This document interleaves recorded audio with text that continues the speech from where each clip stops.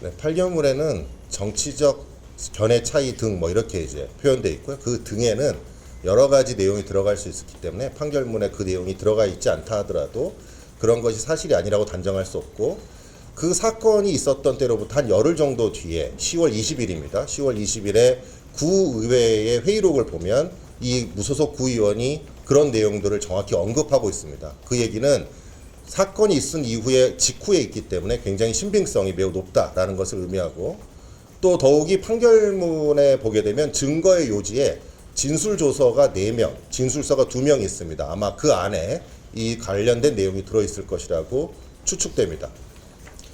저도 조금 추가하자면 그 여종업원에 대한 외박 요구나 뭐 어떤 업주에 대한 협박 이런 부분은 정식 고소가 당시 안 됐을 가능성들이 있습니다.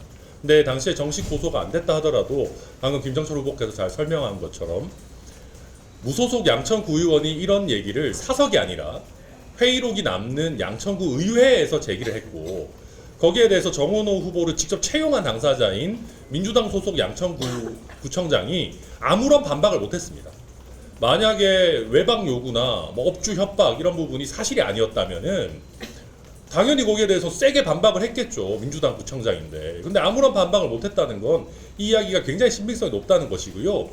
이게 좀 예전 일이기 때문에 문제가 덜 됐던 거지, 이 여종업원에 대한 이 뭐 외박 요구라든지 이런 부분들은 성범죄와도 굉장히 연관성이 높습니다. 이게 지금 만약에 이런 일이 있었다 그러면은 저는 이 부분이 폭행보다 어쩌면은 더 크게 처벌될 그런 위험도 있는 부분이다. 다만 당시 시대 상황이나 이런 부분에서 이게 좀 크게 어떤 법적인 범죄화되지 않고 넘어갔을 가능성이 있다. 저는 그렇게 예상합니다. 친고죄였기 때문에 당시 성범죄가 고소가 안 돼가지고 수사가 안 됐고 그 부분이 빠졌을 가능성이 있다는 그런 말씀인가요? 뭐 그래서 친고죄는 그 2010년대에 가까이 확대됐거든요. 근데 뭐 법적인 얘기를 많이 드리려는 것보다도 당시 회의록에 나오는 얘기가 굉장히 신빙성 있다라는 말씀 드리는 겁니다. 네. 다음 질문 받겠습니다.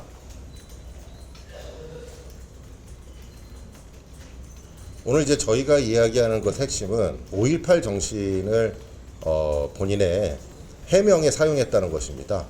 그래서 그 부분이 가장 핵심적인 문제인 것이고, 5.18 정신을 훼손하는 문제라는 점을 지적하고자 하는 겁니다. 서울시장 후보로 나서는 분이시기 때문에 더욱더 그런 부분에 대한 지적이 필요하다라고 생각합니다.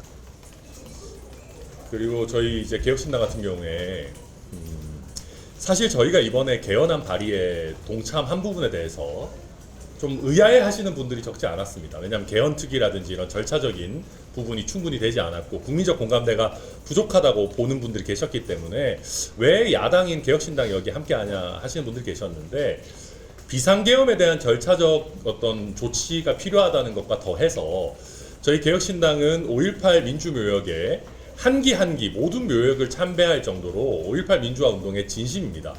특히 광주 시민들과 국민들께 여러 차례 5.18 민주화 운동을 헌법 전문에 수록해야 된다라는 견해를 개혁신당은 밝혀왔습니다. 그렇기 때문에 이번 헌법 개정이 다소간 절차적 문제가 있다 하더라도 5.18 민주화 운동을 헌법 전문에 넣는 것이 필요하다라고 생각해서 저희가 동참을 했던 것인데, 지금 민주당의 서울시장 후보로 나온 분이 본인의 폭력 행위를 정당화하는데 5.18을 끌어다 쓴다? 저희로서는 절대 용납할 수 없는 일입니다. 네, 그리고 이게 모르겠습니다. 민주당 후보라서 뭐 그런지 모르겠지만 만약에 타당 후보가 이랬다고 해보십시오.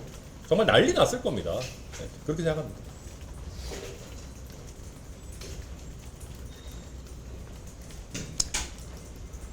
네, 그럼 혹시 이 정도 마칠까요?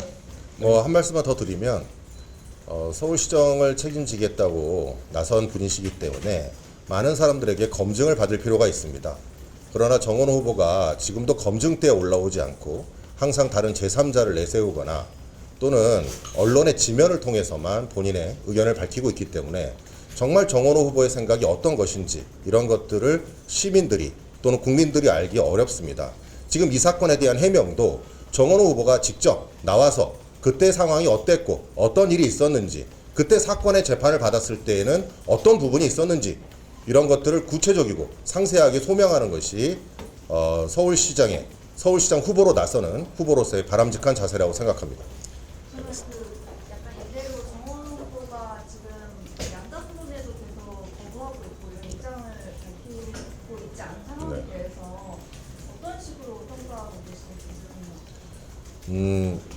토론에 나서지 않는다는 것은 서울시장 후보로서의 자격이 없는 것을 스스로 자인하는 거라고 생각합니다. 지금 오늘 말씀드린 이 사건에 더해서 서울시민 앞에 나서려면 토론에 당당히 나서야 되고 본인의 미래에 대한 비전, 서울시장에 대한 또 서울시청을 어떻게 본인이 기획할 것인지 그리고 서울의 미래를 어떻게 만들 것인지에 대한 비전을 앞에 나서서 검증대에 올라야 된다고 생각을 하고 그 검증의 역할을 저 김정철이 할 것이기 때문에 꼭 나와주시기를 이 자리를 빌어서 말씀드리겠습니다. 예, 뭐 보좌관 데리고 와도 된다는 것도 그러니까요. 김정철 후보님이 예전에 말씀하셨죠. 보좌관 5명 데려오셔도 되고요. 10명 데려오셔도 됩니다. 저도 마지막으로 좀 드리고 싶은 얘기가 지금도 언론인들이 이 부분에 대해서 물어봐도 계속 답변을 회피하고 있는 것 같아요. 근데 언론인들은 국민을 대신해서 묻는 것 아니겠습니까? 네, 뭐 토론도 회피하고 언론인의 질문도 회피할 것 같으면 후보를 왜 합니까? 네, 집에 계시지. 그 말씀 드리고 싶고요. 마지막으로 이게 5.18 얘기가 얼마나 말도 안 되는 얘기인지 저 하나 예를 들겠습니다. 예컨대 제가 술자리에서 한미동맹에 관한 논쟁이 있었다 칩시다. 그리고 제가 술자리에 다른 사람하고 뭐 이렇게 술을 마시는데 같이 있는 일행 중에 한 사람이 대한민국의 주적은 북한이 아니라 미국이라고 했다 칩시다. 이게 무슨 소리냐? 우리 대한민국의 주적이 왜 미국이냐? 한미동맹 소중하다.